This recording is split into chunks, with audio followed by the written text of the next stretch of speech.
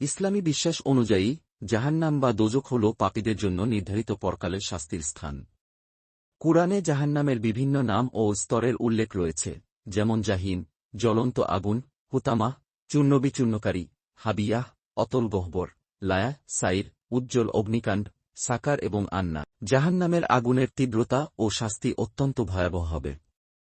সেখানে পাপীদের জন্য আগুন থেকে তৈরি পোশাক, বিছানা, ছায়া, ভারী শিকল এবং উত্তপ্ত লোহার গুড় থাকবে। জাহান্নামের আগুনের তাপদাহ ও উষ্ণতা এতটাই প্রখর হবে যে তা কল্পনাতীত যন্ত্রণাদায়ক হবে। জাহান্নামে পাপীদের খাদ্য হবে জাক্কুম নামক কাঁটাযুক্ত বৃক্ষের ফল, যা অত্যন্ত তিক্ত ও কষ্টদায়ক। এছাড়া তাদের পানীয় হবে পুজ ও রক্ত মেশানো তৈল, যা প্রচণ্ড দুর্গন্ধযুক্ত এবং পান করার সময় তাদের অভ্যন্তরীণ অঙ্গপ্রত্যঙ্গ ছিন্নবিচ্ছিন্ন হয়ে যাবে। জাহান্নামের গভীরতা সম্পর্কে হাদিসে উল্লেখ রয়েছে যে সেখানে একটি পাথর ৭০ বছর ধরে নিচে পতিত হতে থাকে, তবুও তার তলদেশে পৌঁছায় না।